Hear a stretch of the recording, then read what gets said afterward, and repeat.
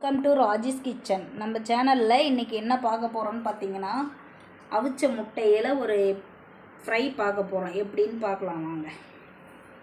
அதுக்கு நாங்கள் இப்போ ஒரு 8 முட்டையை அவிச்சு 2 கட் பண்ணி வச்சுருக்கோம்.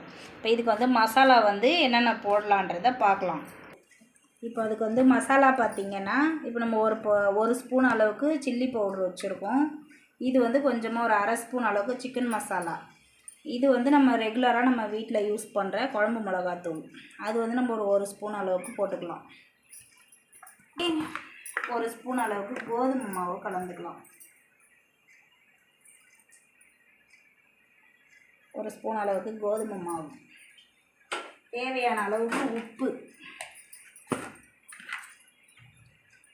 உப்பு உங்கள் தேவைக்கு தகுந்த மாதிரி போட்டுக்கங்க. நான் ஒரு 1/2 ஸ்பூன் போடுறேன்.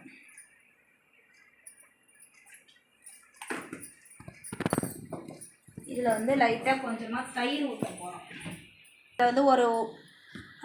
இதில் ஒரு ஸ்பூன் அளவுக்கு நம்ம தயிர் ஊற்றிக்கிறோம். தயிரை சேர்த்து நல்லா மிக்ஸ் பண்ணிக்கலாம். கொஞ்சமாக தண்ணி ஊற்றி மிக்ஸ் பண்ணிக்கிறோம். இதில்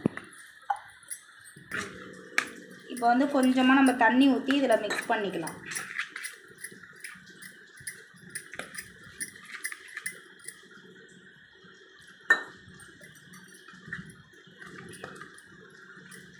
இதில் மிக்ஸ் பண்ணிவிட்டு நம்ம முட்டையை போட்டு இதில் ஸ்ப்ரெட் பண்ணி வைக்க போகிறோம். முட்டை மேலே ஃபுல்லாக இதை கொஞ்ச நேரம் ஒரு 5 நிமிஷம்.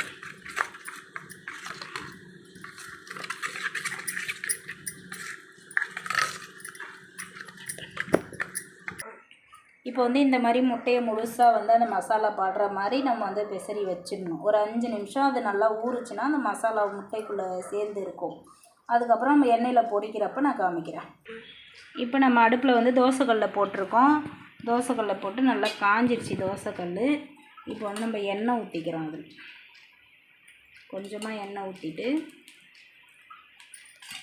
இப்போ நம்ம இதில் ஒன்று ஒன்றா எடுத்து அதில் வைக்க போகிறோம்.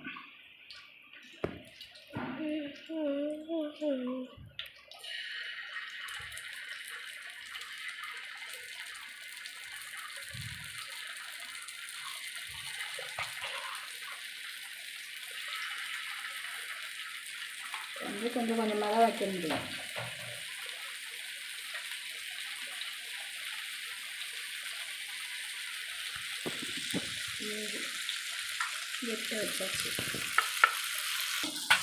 இப்போ நம்ம வச்சு ஒரு 2 நிமிஷத்துக்கிட்ட ஆகுது. இப்போ நம்ம எல்லாத்தையுமே நம்ம திருப்பி போட்டுக்கலாம்.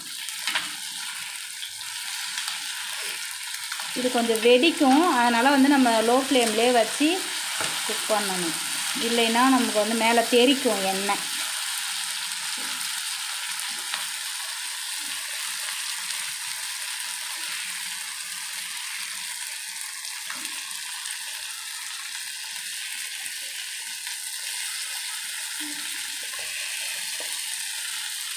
இப்போ இந்த மாதிரி எல்லாத்தையுமே திருப்பி போட்டு ஒரு பக்கம் நல்லாவே செவந்து நமக்கு வந்திருக்கு. அதே மாதிரி அடிப்பக்கமும் நல்லா செவந்து வந்தோடனே நம்ம எடுத்து வச்சிடலாம். இப்போ நம்ம திருப்பி போட்டு ஒரு 2 நிமிஷம் ஆயிடுச்சு. இப்போ நம்ம எடுத்துக்கலாம். இதை இப்போ பார்த்திங்கன்னா இந்த அளவுக்கு நல்லா செவந்து வந்திருக்கு பாருங்கள். சூப்பராக நல்லா மொறுன்னு நல்லா சூப்பராக செவந்து வந்திருக்கு. இந்த மாதிரி பதம் வந்தவுடனே நம்ம எடுத்துக்கலாம். எடுத்துக்கிட்டு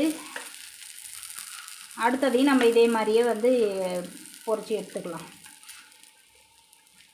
இப்போ எல்லா முட்டையும் நாங்கள் பொரித்து எடுத்துகிட்டு வந்துட்டோம். இப்போ பார்த்திங்கன்னா இன்றைக்கி அரைக்கீரை கடையல் சாதம், அதுக்கு நம்ம முட்டையை தொட்டுக்கிறதுக்காக செஞ்சுருக்கோம். இப்போ பார்த்திங்கன்னா இங்கே பாருங்கள் நல்லா சாஃப்டாகவும் இருக்கும். மேலே மொறுன்னு இருக்கும். முட்டையும் கொஞ்சம் நல்லா சாஃப்டாகிடும். இதே மாதிரி நீங்களும் செஞ்சு பார்த்துட்டு கமெண்ட்டில் எப்படி இருக்குதுன்னு சொல்லுங்கள். அடுத்த வீடியோ என்ன போடணுன்னு கமெண்ட் பண்ணுங்கள். தேங்க்யூ.